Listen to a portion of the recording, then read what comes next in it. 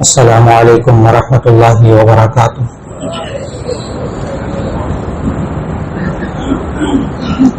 نحمده ونصلي على رسوله الكريم، اما بعد فاعوذ باللہ من الشیطان الرجیم، بسم اللہ الرحمن الرحیم۔ یا ایھا الذین آمنوا کتب علیکم الصیام کما کتب علی الذین من قبلکم لعلکم تتقون ایاما معدودات فمن كان منكم مريضا أو على سفر فعدة من أيام أخر وعلى الذين يطيقونه فدية طعام مسكين فمن تطوع خيرا فهو خير له وأن تصوموا خير لكم إن كنتم تعلمون صدق الله العظيم۔ اللہ رب العزت کا خاص فضل و کرم ہے کہ اس نے ہمیں رمضان کا مہینہ عطا فرمایا، اس کے آخری لمحات عطا فرمائے، اور آخر میں پھر ایک اور جمعہ اللہ رب العزت نے عطا فرما دیا، عبادت کرنے کی توفیق عطا فرما دی، تراویح پڑھنے کی توفیق عطا فرما دی، روزے رکھنے، قرآن مجید کی تلاوت کی توفیق عطا فرما دی۔ یہ سب اللہ رب العزت کا خاص فضل و کرم ہے، اور اس پر اللہ کا خوب شکر ادا کرنا چاہیے۔ اللہ رب العزت نے انسان پر جتنی عبادات فرض کی وہ اللہ رب العزت نے اس میں کچھ عبادات کو جسمانی رکھا ہے، کچھ کو روحانی رکھا ہے، کچھ عبادات مالی ہیں جو انسان کسی کی طرف سے کوئی عبادت ادا کر سکتا ہے یا نہیں۔ اگر وہ عبادت ادا نہ کر سکے تو کیا اس کا متبادل ہے یا نہیں، اس بات کو قرآن مجید کی آیات کی روشنی میں اور نبی صلی اللہ علیہ وسلم کے ارشادات کی روشنی میں خوب ذہن نشین کر لینا چاہیے کہ وہ لوگ جو رمضان میں روزے نہیں رکھ سکے وہ کیا کریں۔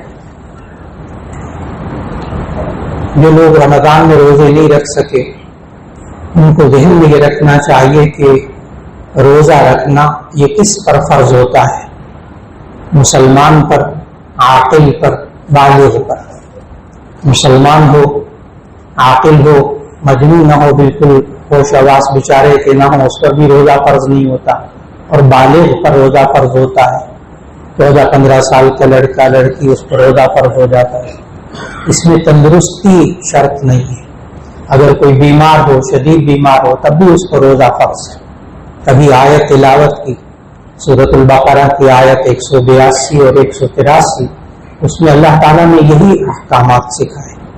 فمن کان منکم مریضا او علی سفر فعدۃ من ایام اخر، جو تم میں سے بیمار ہو یا سفر میں ہو، سفر کی وجہ سے روزہ نہیں رکھ سکے، بیماری کی وجہ سے روزہ نہیں رکھ سکے، تو وہ اور دنوں میں گنتی کو پورا کر لیا کرے۔ لیکن کیا کسی کو روزہ رکھوایا جا سکتا ہے؟ کوئی اور دوسرے کی طرف سے روزہ رکھ لے؟ یہ بہت سوال آج کل ہو رہا ہے۔ اس کا جواب ذہن میں رکھنا چاہیے کہ اللہ تعالیٰ نے انسان پر جو عبادات فرض کی ہیں وہ دو طرح کی بنیادی طور پر، جسمانی عبادات اور مالی عبادات۔ جو جسمانی عبادات ہیں جیسے نماز اور روزہ، یہ دو عبادتیں جسمانی ہیں، ان کا جسم سے تعلق ہے۔ جسمانی عبادت کسی دوسرے کی طرف سے کرنے کی اجازت نہیں ہے، نہ کوئی بندہ دوسرے کی طرف سے نماز پڑھ سکتا ہے، نہ کوئی دوسرے کی طرف سے روزہ رکھ سکتا ہے۔ جو بدنی عبادات ہیں جسمانی، ان میں کوئی دوسرا عبادت نہیں ادا کر سکتا، خود کرنی ہوگی یا اس کا متبادل ابھی عرض کرتا ہوں انشاءاللہ۔ نمبر 2، جو خالص مالی عبادتیں ہیں ان میں اجازت ہے، کھلی اجازت ہے کہ کوئی دوسرا بلا تکلف دوسرے کی طرف سے وہ عبادت ادا کر دے، جیسے زکوٰۃ ادا کرنا۔ اب بیوی کے پاس زیور ہے، شوہر مالک نہیں ہے اتنے پیسے کا، اب یہ شوہر بیوی کی طرف سے زکوٰۃ ادا کر دیتا ہے، بالکل جائز۔ جو مالی عبادتیں آپ کسی دوسرے کی طرف سے صدقہ دینا چاہیں تو دے سکتے ہیں، آپ صدقہ فطر کسی کی طرف سے دینا چاہیں جس کا بھی ذکر کروں گا انشاءاللہ، تو صدقہ فطر کسی کی طرف سے دینا چاہیں دے سکتے ہیں، اس لیے کہ وہ مالی عبادت ہے۔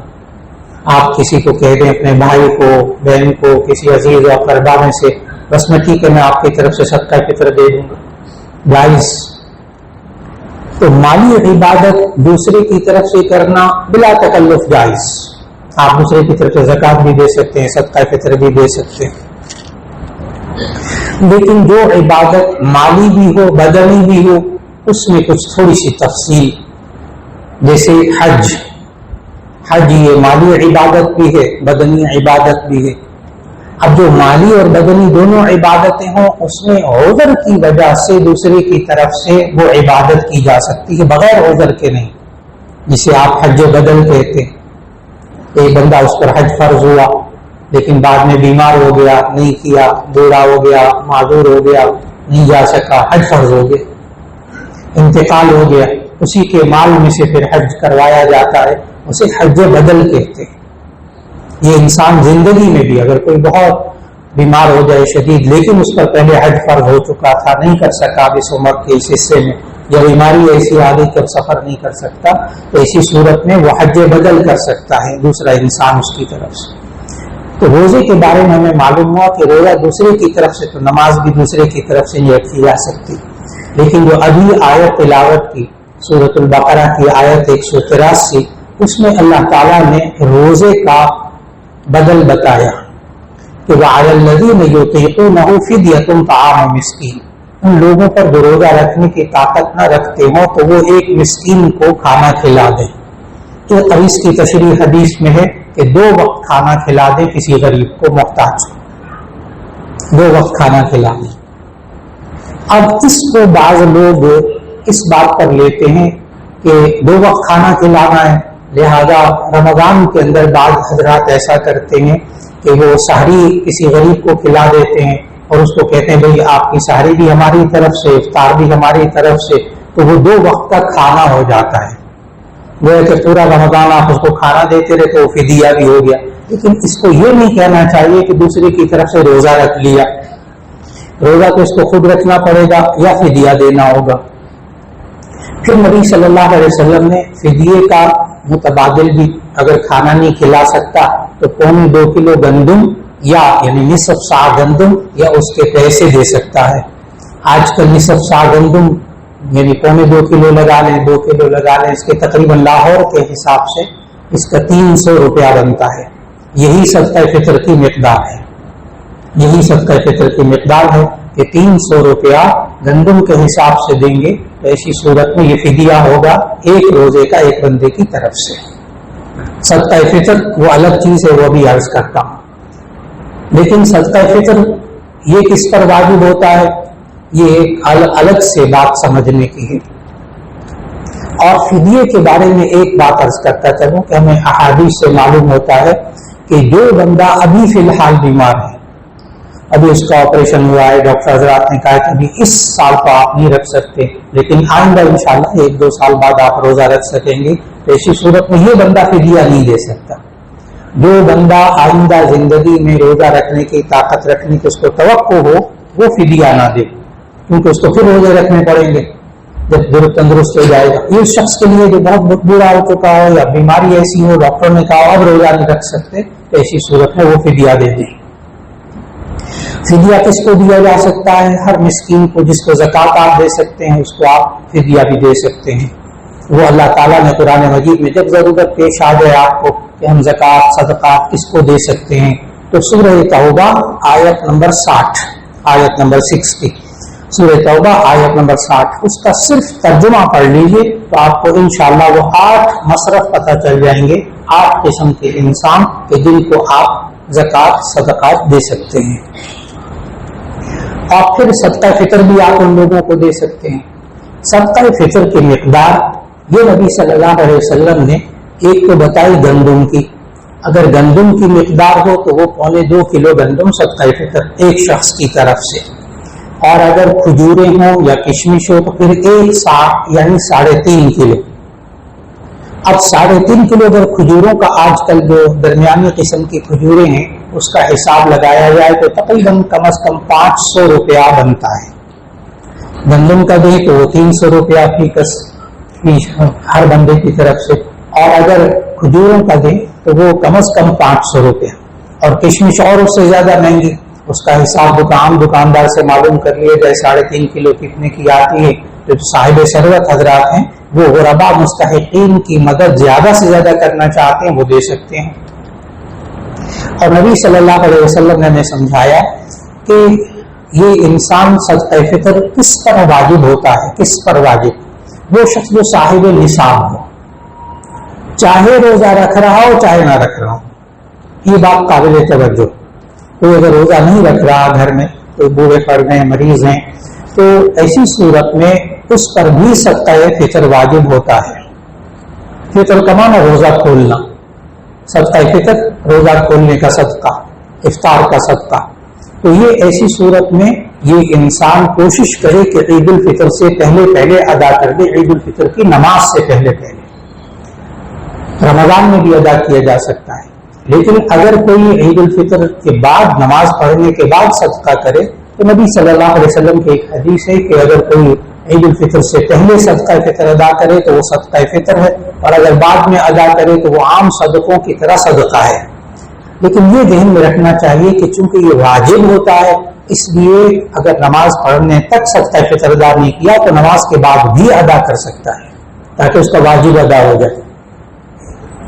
زکوٰۃ کا نصاب اب آج کل کے حساب سے وہ ذہن میں رکھنا چاہیے، کیونکہ یہ اتار چڑھاؤ اس میں چلتا رہتا ہے۔ نبی صلی اللہ علیہ وسلم نے بتایا کہ 200 درہم کے برابر، جامع ترمذی کی حدیث، 200 درہم یہ زکوٰۃ کا نصاب ہے۔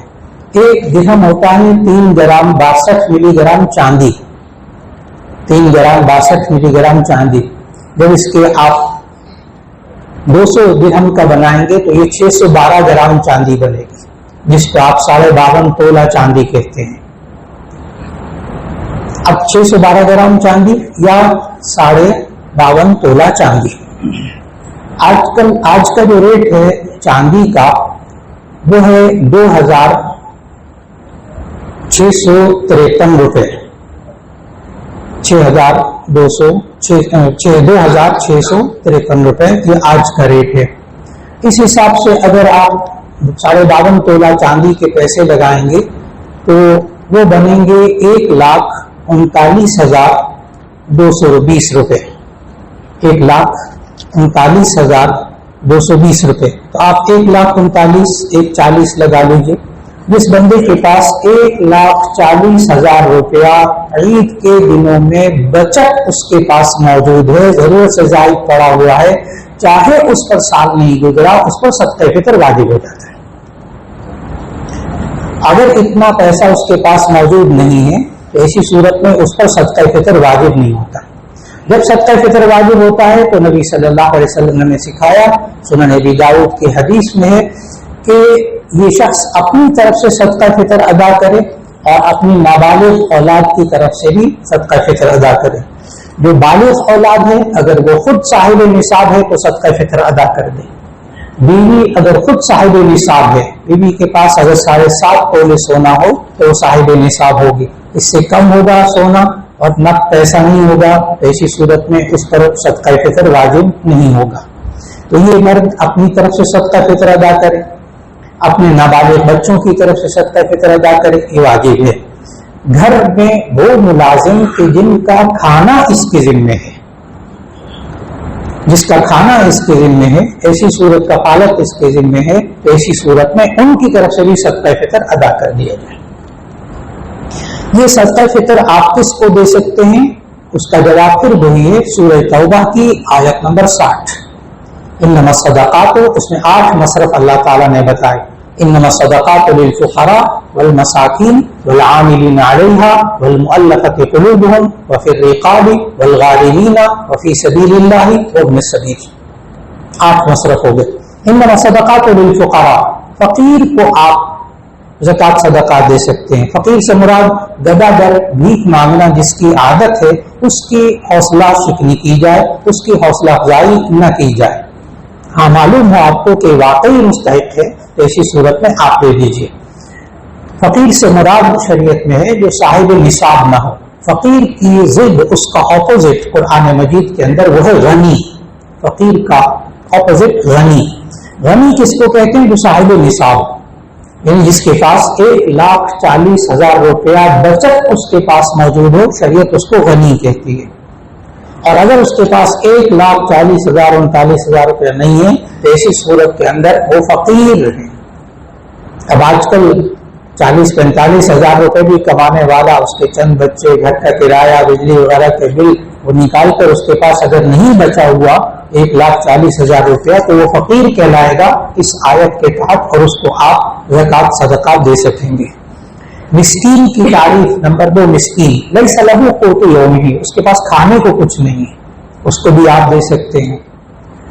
والعاملین علیہا نمبر 3، زکوٰۃ کا کام کرنے والے پر، زکوٰۃ جمع کرنے والے، زکوٰۃ کا کام کا حساب رکھنے والے، زکوٰۃ کے محکمے کے لوگ، ان کو بھی آپ زکوٰۃ کے پیسے میں سے دے سکتے ہیں.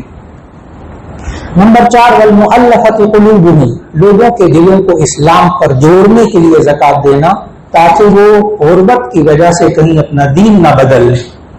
خاص طور پر ہمارے معاشرے کے اندر بعض علاقے ایسے ہیں کہ جن کے اندر اتنے غریب لوگ مسلمان ہیں کہ بسا اوقات بعض دوسری مشنریز جو ہیں وہ ان کو بے دین کرتی ہیں پیسے کا لالچ دے کر. وہاں انسان کو زکوٰۃ کا پیسہ خرچ کرنا چاہیے. اسی طرح ہمارے معاشرے میں جو نو مسلم ہوتے ہیں وہ عام طور پر بیچارے اسلام لانے کے بعد اپنی برادری سے کٹ جاتے ہیں اور ان کی کوئی خبر بھی کرنے والا نہیں ہوتا. ایسی صورت میں نو مسلم کو بھی ترجیح دیجیے اگر وہ مؤلفۃ القلوب، لوگوں کے دلوں کو اسلام پر جوڑنے کے لیے. انما الصدقات للفقراء والمساکین والعاملین علیہا والمؤلفۃ قلوبہم. نمبر 5، وفی الرقاب، غلاموں کو آزاد کرنے کے لیے. اب وہ غلام نہیں ہوتے، غلاموں کو آزاد کرنے کے لیے بھی آپ زکوٰۃ کا پیسہ دے سکتے ہیں. 5 ہو گئے. نمبر 6، والغارمین، والغارمین قرض دار، جو شخص مقروض ہے، اس پر قرضہ ہے اور اس پر 1,45,000 40,000 روپے اس کے پاس نقد موجود نہیں ہے اور اس کے اوپر قرضہ ہے، آپ اس کو زکوٰۃ کا پیسہ دیں تاکہ وہ قرضہ ادا کر دے. تو ایسی صورت میں یہ بھی زکوٰۃ کا مصرف ہے. 6 مصرف ہو گئے. وفی سبیل اللہ نمبر 7، اللہ کے راستے میں جو کام کر رہے ہوں، مصروف ہیں دین کا کام کرنے پر اور کمانے کے لیے ان کے پاس وقت نہیں، ان کے پاس اتنی ضرورت نہیں پوری ہوتی، آپ ان کو زکوٰۃ کا پیسہ دے سکتے ہیں. نمبر 8، وابن السبیل، مسافر. اگر کوئی اپنے علاقے میں تو مالدار ہے لیکن حالت سفر میں وہ ہے اور محتاج ہو گیا کسی وجہ سے، آپ اس کو مسافر ہونے کی وجہ سے آپ اس کو زکوٰۃ دے سکتے ہیں. یہ 8 مصرف اللہ تعالیٰ نے بتائے، ان کو آپ زکوٰۃ اور صدقہ فطر دے سکتے ہیں. رشتہ داروں میں صدقہ فطر دینا، یہ بہت سوال ہوتا ہے، کیا رشتہ داروں کو صدقہ فطر دے سکتے ہیں، زکوٰۃ دے سکتے ہیں؟ اس کا جواب یہ ہے کہ نبی کریم صلی اللہ علیہ وسلم نے ارشاد فرمایا، بہت مستند حدیث، کہ یہ انسان اگر صدقہ اور زکوٰۃ کسی عام مستحق کو دے تو اس کو 1 ثواب ملتا ہے، اور اگر رشتہ دار کو دے تو اس کو 2 ثواب ملتے ہیں. ایک طرف اس صدقہ زکوٰۃ ادا کرنے کا ثواب اور ایک صلہ رحمی کا ثواب، یہ 2 ثواب اس کو ملتے ہیں. اس لیے رشتہ داروں کو ترجیح دیجیے، اگر وہ ان 8 مصارف میں سے کسی مصرف کے مطابق ہوں تو آپ ان کو رشتہ دار کو دیجیے، اس پر آپ کو 2 ثواب ملے گا. 3 رشتہ داروں کو زکوٰۃ دے سکتے ہیں. اس کے لیے ایک اصول ذہن میں رکھ لیجیے، بہت آسان سا. اپنی نسل سے اوپر، اپنی نسل سے نیچے زکوٰۃ صدقات نہیں دے سکتے. اپنی نسل سے اوپر ماں، باپ، دادا، دادی، نانا، نانی. اپنی نسل سے نیچے بیٹا، بیٹی، پوتا، پوتی، نواسا، نواسی. اپنی نسل سے اوپر کو آپ زکوٰۃ صدقات نہیں دے سکتے، اپنی نسل سے نیچے زکوٰۃ صدقات نہیں دے سکتے. میاں بیوی ایک دوسرے کو زکوٰۃ صدقات نہ دیں. اس کے علاوہ حقیقی بھائی، حقیقی بہنیں اگر مستحق ہوں ان کو دیجیے صدقہ فطر. اور یہ ذہن میں رکھ لیجیے گا کہ صدقہ فطر دیتے وقت دوسرے کی عزت نفس کا بہت خیال رکھیے، بہت خیال رکھیے. اس لیے شریعت کے مطابق دوسرے کو یہ بتانا ضروری نہیں ہے کہ میں آپ کو صدقہ فطر دے رہا ہوں، آپ کو زکوٰۃ دے رہا ہوں. یہ بتانا ضروری نہیں. آپ اس کو عیدی کہہ کے بھی دے سکتے ہیں، آپ اس کو ہدیہ تحفہ کہہ کر بھی دے سکتے ہیں. سکتے ہیں. اور یہ صدقہ فطر آپ روپے پیسے میں بھی دے سکتے ہیں، گندم میں بھی دے سکتے ہیں، راشن میں بھی دے سکتے ہیں، کپڑے بنا کر بھی دے سکتے ہیں. جس طرح اس کی ضرورت زیادہ سے زیادہ پوری ہو، بہتر سے بہتر آپ اس کو صدقہ فطر دے سکتے ہیں. لیکن رشتے داروں کو دے سکتے ہیں، حقیقی بھائی کے بیٹے، بھتیجے، بھتیجیاں، بھانجے، بھانجیاں، سب کو آپ زکوٰۃ اور صدقہ فطر دے سکتے ہیں. یہاں تک تو یہ بات ہوئی کہ صدقہ فطر کے لوگ، ان لوگوں کو ہی آپ فدیہ بھی دے سکتے ہیں. وعلی الذین یطیقونہ فدیۃ طعام مسکین، ان لوگوں کو آپ فدیہ بھی دے سکتے ہیں. سارے روزوں کا فدیہ ایک بندے کو دینا چاہیں آپ دے سکتے ہیں، کئی لوگوں کا فدیہ ایک بندے کو دینا چاہے دے سکتے ہیں. لیکن کوشش کی جائے، جو احادیث سے بات معلوم ہوتی ہے کہ اتنا ہر ایک ہی شخص کو اتنا دیا جا رہا ہے کہ وہ بیچارہ 1,40,000 روپے کا مالک ہو گیا، تو اب ایسی صورت میں اب اس کو صدقہ فطر نہیں دیا جا سکے گا. یہ ایک احتیاط کر لی ہے. اگر اس کے پاس اتنا جمع ہو گیا تو ایسی صورت میں اب اس کے لیے صدقہ فطر لینا جائز نہیں ہوگا. اس لیے متفرق لوگوں کو دے دیا جائے تاکہ ضرورت پوری ہو جائے. اور پھر اس کے ساتھ ساتھ جہاں اللہ تعالیٰ نے ہمیں توفیق عطا فرمائی کہ روزے آپ نے رکھے پورے سنت کے مطابق، سحری سنت کے مطابق، وقت کے مطابق سحری کھانا بند کی، افطار میں آپ نے پوری سنتوں پر عمل کیا، دن بھر نمازوں میں، تلاوت میں، تراویح میں، سب سنتوں پر آپ نے عمل کیا، تو اللہ تعالیٰ توفیق عطا فرمائے تو عید کا دن بھی سنت کے مطابق، جو کل عید کا دن ہے اسے بھی سنت کے مطابق ادا کرنے کی کوشش ہو جائے. تو نبی کریم صلی اللہ علیہ وسلم کے وہ معمولات جو حدیث میں موجود ہیں، بہت مستند احادیث سے جو ثابت ہیں، وہ ہمیں 13 کے قریب ملتے ہیں. میں ترتیب سے عرض کرتا چلا جاتا ہوں. ہم اس میں سے اکثر کام کرتے ہیں، اکثر کام ہم کرتے ہیں، لیکن سنت سمجھ کے نہیں کرتے، ویسے ہی کرتے ہیں. انما الاعمال بالنیات، اعمال کا دار و مدار نیتوں پر ہے. آپ وہی سنت سمجھ کر کر لیجیے، آپ کو ثواب ملے گا انشاءاللہ. عید کے دن نبی صلی اللہ علیہ وسلم جلدی بیدار ہوتے تھے. وہ آج کل ویسے ہی ساری کو وقت اٹھنے کی عادت ہوئی بھی ماشاءاللہ، تو اس سے یہ بھی سنت پر ابھی عمل کرنا آسان ہو جاتا ہے. نبی صلی اللہ علیہ وسلم عید کے دن غسل بھی فرماتے تھے. عید کے دن نہانا سنت سمجھ کے نہا لیجیے. عید کے دن خاص طور پر مسواک کرنا یہ بھی سنت. عید کے دن نہا دھو کر خوشبو لگانا یہ بھی سنت. میں نے بھی عرض کیا اکثر کام ہم کرتے ہیں لیکن سنت سمجھ کے کر لیجیے. نبی صلی اللہ علیہ وسلم خوشبو بھی لگاتے تھے. نبی صلی اللہ علیہ وسلم عید کے موقع پر زیب و زینت بھی اختیار کرتے تھے. آرائش کرنا، زیب و زینت اختیار کرنا شرعی حدود کے اندر رہتے ہوئے یہ مرد اور عورت دونوں کے لیے سنت ہے. پھر نبی صلی اللہ علیہ وسلم جب نہا لیتے، خوشبو لگا لی، کپڑے بدلنے میں نبی صلی اللہ علیہ وسلم اپنے بہترین کپڑے پہنتے تھے. جو اللہ توفیق دے دے بہترین کپڑے، نئے دے دے بہت اچھا، ورنہ وہاں روایت میں جو الفاظ ہیں وہ ہے احسن ثیابہ، اپنے کپڑوں میں سے بہترین کپڑے پہنتے تھے عید کے موقع پر. پھر نبی صلی اللہ علیہ وسلم جب نماز کے لیے عید الفطر کے لیے جاتے تھے تو دونوں باتوں میں فرق ذہن میں رکھیے گا. عید الاضحیٰ کے موقع پر، بڑی عید کے موقع پر نبی صلی اللہ علیہ وسلم گھر سے جاتے ہوئے کچھ نہیں کھاتے تھے، نماز پڑھ کے قربانی کا گوشت کھاتے تھے.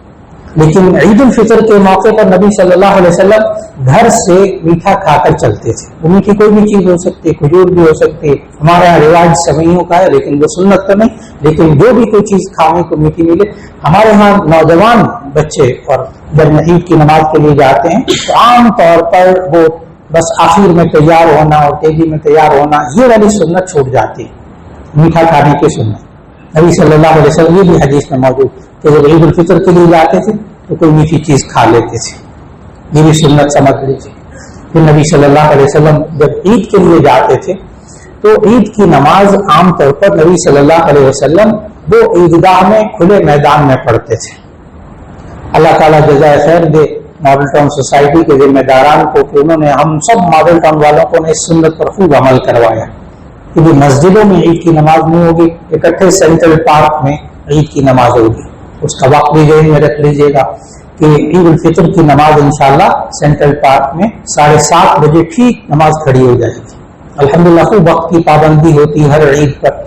تو 7:30 بجے عید کی نماز کھڑی ہو جائے گی، اور جو خطیب صاحب کا بیان ہے وہ شروع ہوگا انشاءاللہ 7 بجے، ٹھیک 7 بجے۔ اور خود انتظامات ماشاءاللہ ابھی سے کر لیے گئے ہیں، اس دن بھی باقی انتظامات بہت شاندار انتظامات ہوتے ہیں۔ آپ حضرات اگر تھوڑا سا پہلے آ جائیے، 7 بجے سے چند منٹ پہلے، ایک تو یہ کہ آرام سے صفوں میں جگہ مل جاتی ہے، صفیں آرام سے بن جاتی ہیں، پھر وہ جو حفاظتی تدابیر جو گیٹ وغیرہ لگے ہوتے ہیں ان سے گزرنا ہوتا ہے، اس میں رش نہیں ہوتا۔ تو 7 بجنے سے چند منٹ پہلے اگر آپ حضرات تشریف لے آئیں گے تو انشاءاللہ اس میں بڑی سہولت رہے گی، تاکہ بہت زیادہ ہجوم نہ ہونے پائے۔ اور خوب کھلی جگہ ماشاءاللہ تیاری کی ہوئی ہے ماڈل ٹاؤن کے ذمہ داران، اللہ تعالیٰ ان سب کو جزائے خیر دے۔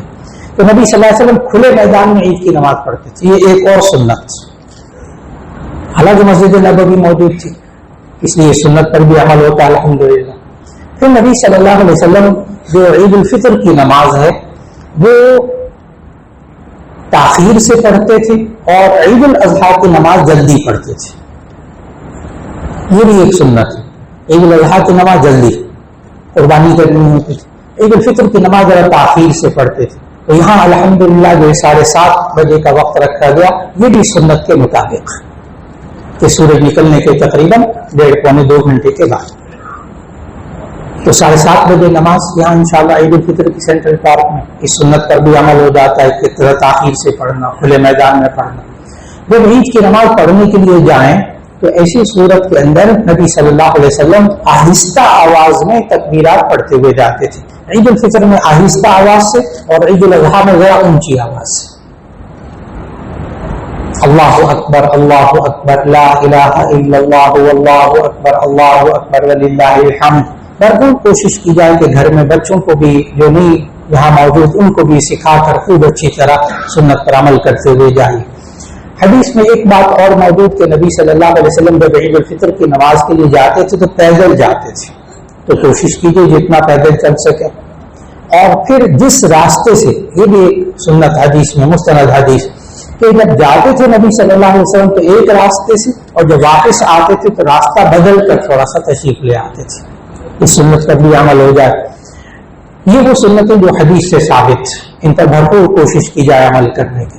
پھر آپ جب انشاءاللہ عید کی نماز کے لیے پہنچیں گے تو وہاں آپ کو خطیب صاحب پورا عید کی نماز کا طریقہ بتا دیں گے، لیکن ابھی سے گھر میں آج ہی تھوڑا سا ہم عید کے طریقے کو، عید کی نماز کے طریقے کو ذہن میں رکھ لیں کہ عید کی نماز بالکل اس طرح ہوتی ہے جیسے آپ آج ابھی جمعے کی 2 رکعتیں پڑھیں گے، بالکل اسی طرح، صرف نیت کا فرق ہو گیا، ایک تو نیت کا فرق ہے اور ایک زائد تکبیروں کا فرق ہے، بس اسی طرح خطیب صاحب 2 رکعت پڑھائیں گے۔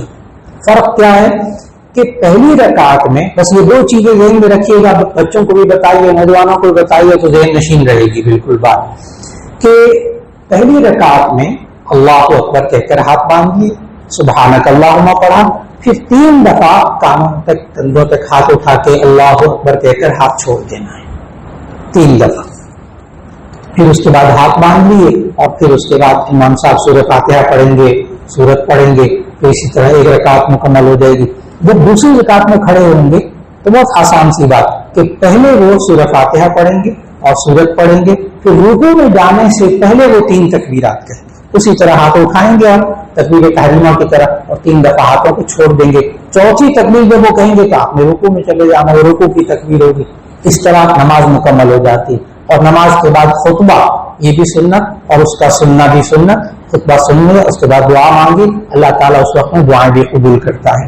اللہ رب العزت ہمیں جس طرح ہم نے روزے مکمل آداب کے ساتھ رکھے، اللہ تعالیٰ عید کا دن بھی آداب کے ساتھ گزارنے کی توفیق عطا فرما دے۔ ذہن میں رکھ لیجیے گا وقت کہ عید کی نماز کا وقت انشاءاللہ 7:30 بجے اور 7 بجے بیان شروع ہو جائے گا۔ بھرپور کوشش کیجیے اسے چند منٹ پہلے پہنچنے کی۔ وآخر دعوانا الحمد للہ رب العالمین۔